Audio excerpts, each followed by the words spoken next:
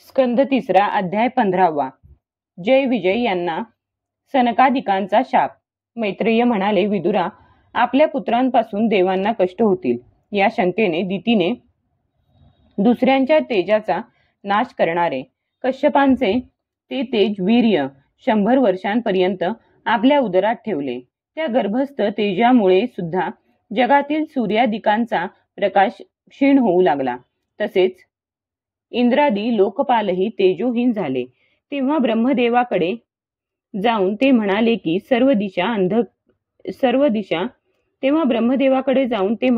सर्व दिशा अंधारमय झाल्यामुळे सगळीकडे गोंधळ माजला आहे. देव म्हणाले, भगवन, आपल्या ज्ञानशक्तीला काळ खुंटीत करू शकत नाही, म्हणून कोणतीच गोष्ट आपल्यापासून लपून राहत नाही. या अंधकाराविषयीही आपण जाणत असालच. आम्ही तर यामुळे फारच भयभीत झालो आहोत. देवाधिदेवा, आपण जगाची रचना करणारे आणि सर्व लोकपालांचे मुकुटमणी आहात. आपण लहान मोठ्या सर्व जीवांचे भाव जाणत आहात. देवा, आपण विज्ञानाच्या बळाने संपन्न आहात. आपण मायेनेच ही रूप आणि रजोगुण यांचा स्वीकार केला आहे. आपल्या उत्पत्तीचे कारण कोणालाच माहीत नाही. आपणास नमस्कार असो. आपल्यामध्ये सर्वजण सामावले आहे. हे कार्यकारण रूप विश्व आपले शरीर आहे, परंतु आपण याच्याही पलीकडे आहात. सर्व जीवांचे उत्पत्ती स्थान अशा आपले जे अनन्य भावाने ध्यान करतात ते आपल्या कृपा कटाक्षाने कृतकृत्य होतात. तसेच प्राणी, इंद्रिये आणि मनाला त्यांनी जिंकलेले असल्याने ज्यांचा योगही परिपक्व झालेला असतो, अशा सिद्धांचा कोणापासूनही पराभव होत नाही. दोराने बांधलेल्या बैलाप्रमाणे आपल्या वेदवाणीने बद्ध असलेली सर्व प्रजा आपल्या अधीन राहून नियमपूर्वक कर्मानुष्ठान करून आपली पूजा करते. त्या सर्वांचे प्राणरूप अशा आपणास नमस्कार असो. हे भूमन, या अंधकारामुळे दिवस आणि रात्र कळेनासे झाले आहेत, म्हणून लोकांची सर्व कर्मे थांबली आहेत. त्यामुळे ते दुःखी झाले आहेत.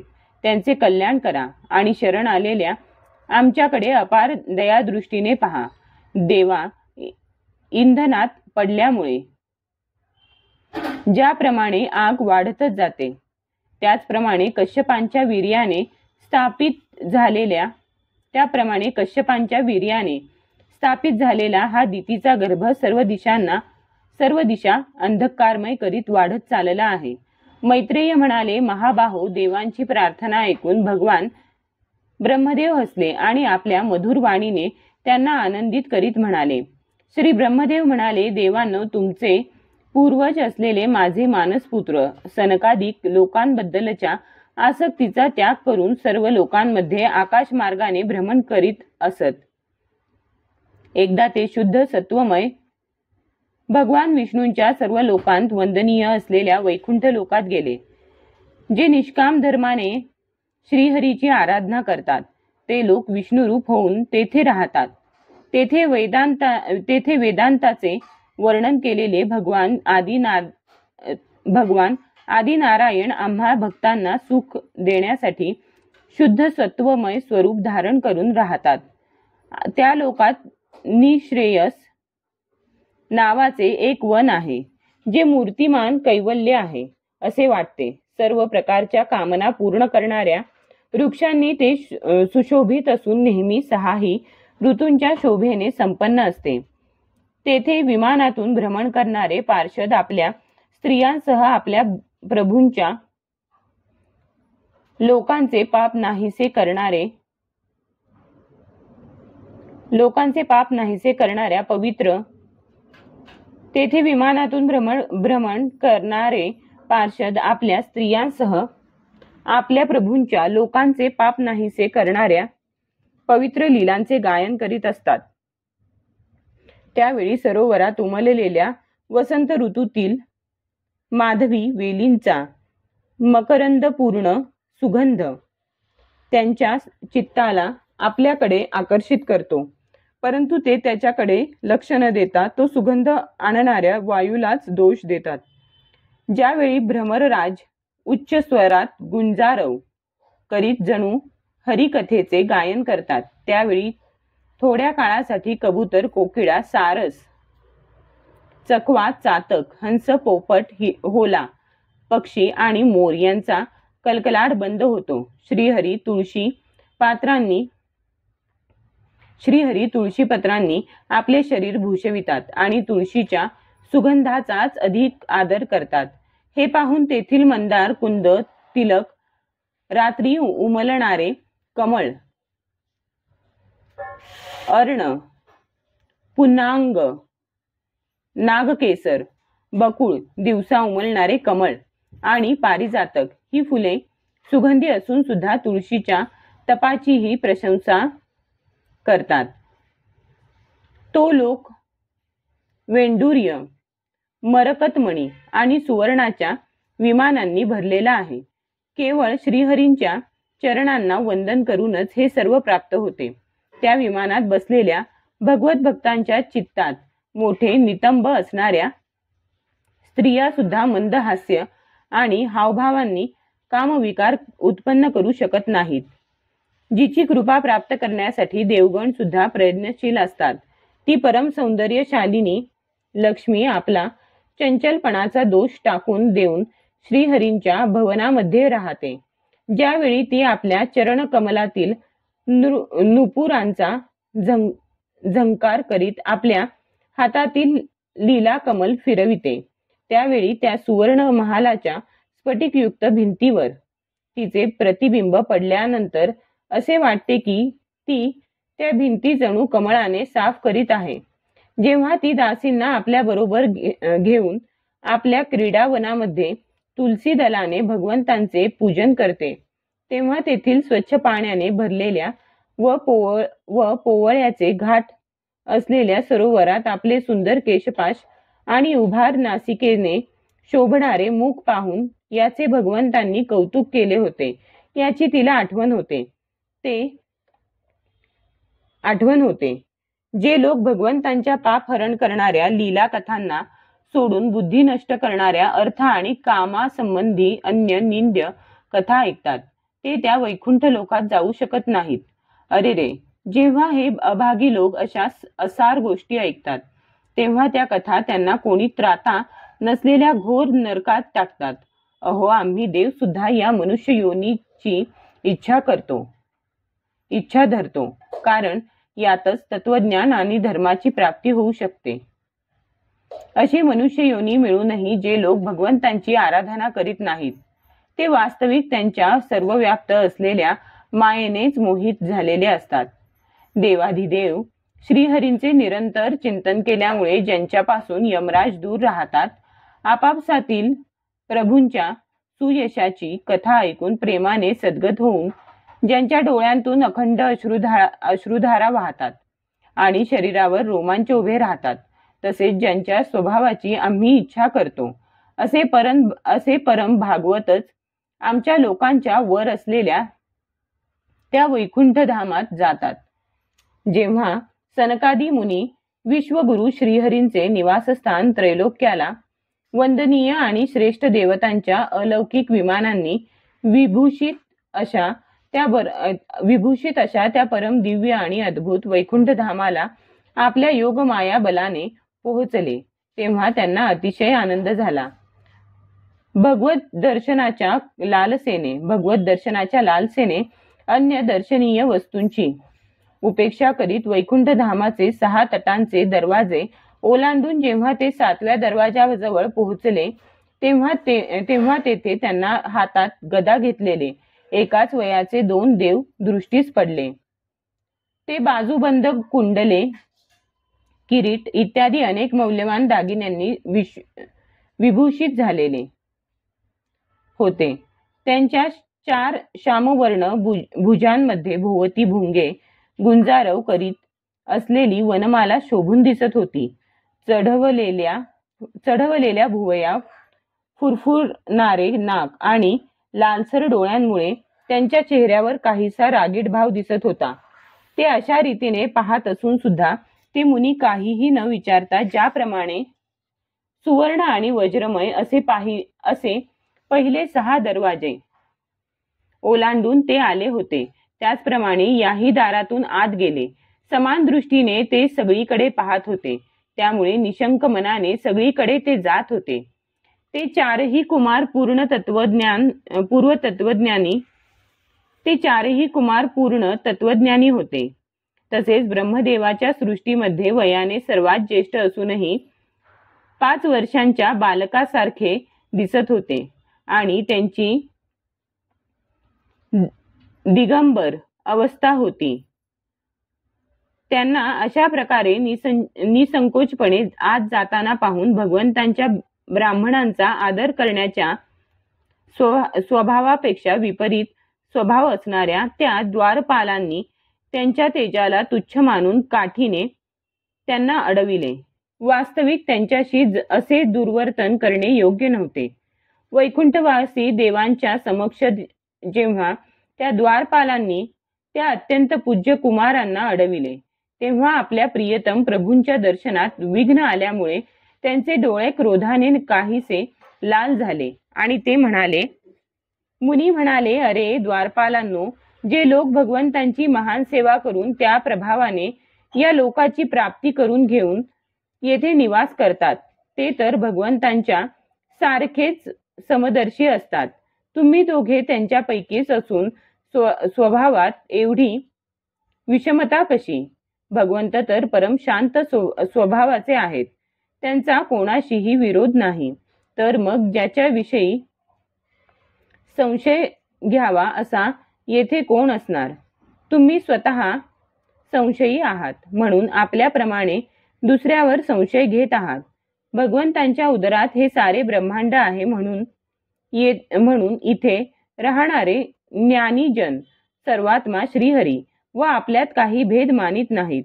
उलट महाकाशात घटाकाश असावे त्याप्रमाणे भगवंतात आपल्याला अनुस्यूत समजतात. तुम्ही देवरूपधारी आहात, मग तुम्हाला येथे असे काय दिसते की ज्यामुळे तुम्ही भगवंतांच्या ठिकाणी अंतर्गत भेदामुळे उत्पन्न होणाऱ्या भयाची कल्पना केलीत? आपण त्या भगवान वैकुंठनाथांचे पार्षद आहात, परंतु तुम्ही अत्यंत मंदबुद्धी आहात. म्हणून तुमचे कल्याण करण्यासाठी आम्ही तुमच्या अपराधाला योग्य असा दंड देण्याचा विचार करीत आहोत. या भेदबुद्धीच्या दोषामुळे तुम्ही या वैकुंठ लोकातून निघून त्या पापमय योनीत जा, जेथे काम, क्रोध आणि लोभ हे प्राण्यांचे 3 शत्रू निवास करतात.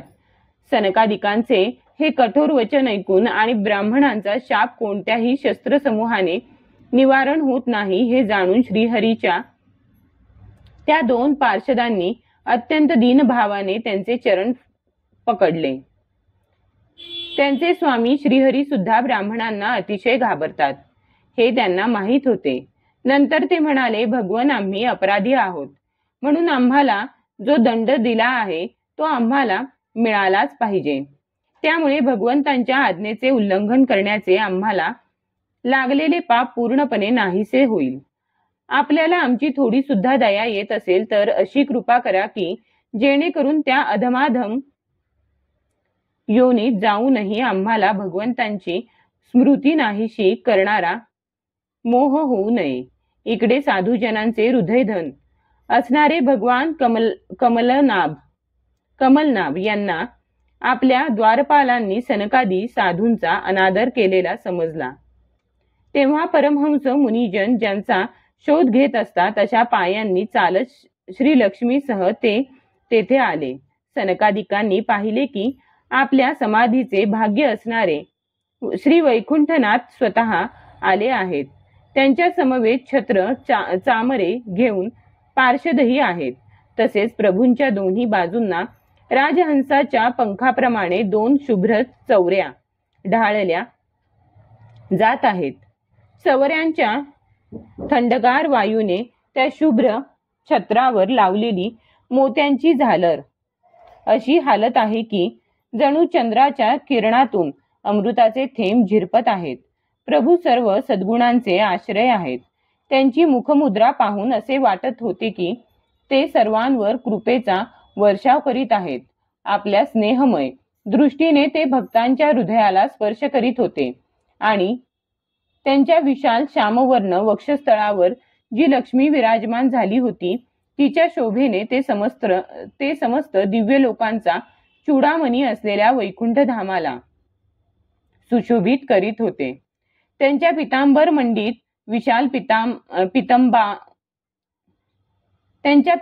मंडित विशाल नितंबांवर झगमगणारी मेखला आणि गळ्यात भ्रमरांनी वेढलेली वनमाला विराजमान झाली होती. तसेच कलाकुसरयुक्त कडे घातलेला एक हात त्यांनी गरुडाच्या खांद्यावर ठेवला होता, तर दुसऱ्या हाताने ते कमलपुष्प फिरवित होते.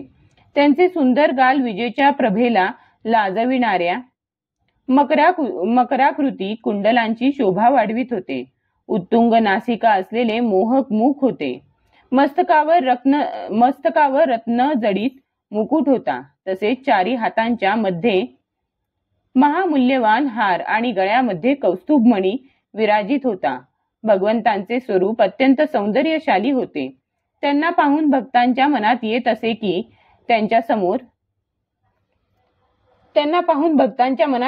की यांच्या समोर लक्ष्मीचा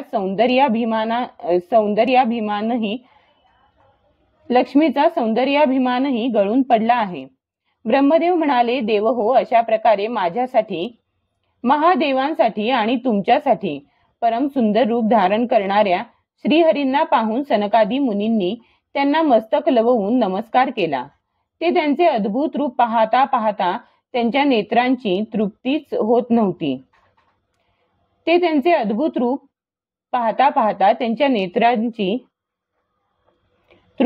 नव्हती.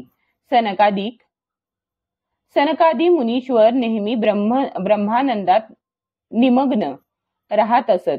परंतु ज्यावेळी भगवान कमलनयनांच्या चरणकमलांतील मकरंदात मिसळलेल्या तुलसी मंजिरीच्या सुवासिक वायूने नाकातून त्यांच्या अंतःकरणात प्रवेश केला, त्यावेळी भक्तीच्या आवेगाने ते आपले शरीर सांभाळू शकले नाहीत आणि त्यांची मनेही विचलित झाली.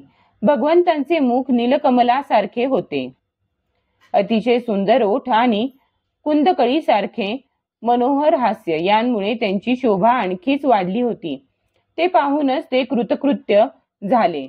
पुन्हा पद्मरागासारख्या लाल लाल नखांनी सुशोभित असे त्यांचे चरण कमल पाहून ते त्यांचे ध्यान करू लागले. यानंतर ते मुनी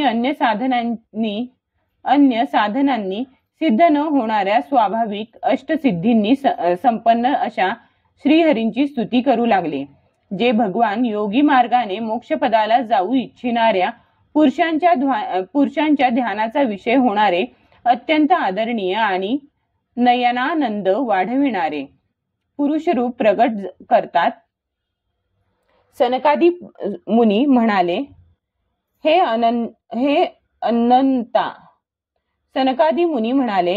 अनंता, जरी आपण अंतर्यामी रूपाने अशुद्ध चित्त असणाऱ्या पुरुषांच्या हृदयामध्ये असता, तरी सुद्धा त्यांना कधीच दिसत नाहीत. प्रभो, ज्यावेळी आपल्यापासून उत्पन्न झालेल्या आमच्या पित्याने ब्रह्मदेवांनी आपले रहस्य वर्णन केले होते, त्याच वेळी कानाद्वारे आमच्या बुद्धीत आपण विराजमान झाला होता.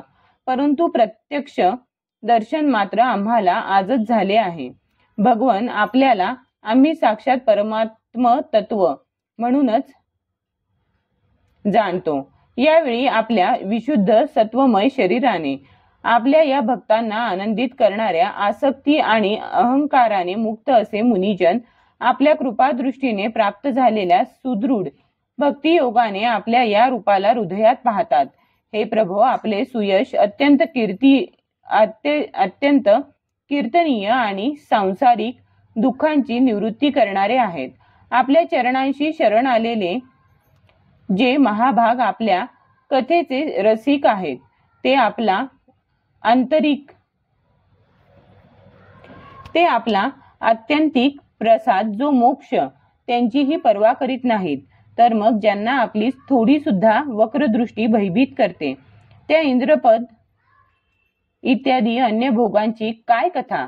भगवान, जर आमचे चित्त भ्रमराप्रमाणे आपल्या चरणकमलांशीच रममाण होईल, आमची वाणी तुळशीप्रमाणे आपल्या चरणकमलांच्या वर्णनामुळे सुशोभित होईल आणि आमचे कान आपल्या सुयश रूप अमृताने परिपूर्ण होतील, तर आमच्या पापांमुळे खुशाल आमचा जन्म नरकादी योनीत होऊ दे, त्याची आम्हाला चिंता नाही. हे विपुल कीर्ती प्रभो, आपण आमच्या समोर हे जे मनोहर रूप प्रगट केले आहे, त्यामुळे आमच्या डोळ्यांना अत्यंत सुख प्राप्त झाले आहे. विषयासक्त अजितेंद्रिय पुरुषांना हे रूप दिसणे अत्यंत कठीण आहे. आपण साक्षात भगवान आमच्या डोळ्यांसमोर प्रकट झालेले आहात. आम्ही आपणास प्रणाम करीत आहोत. अध्याय 15 समाप्त.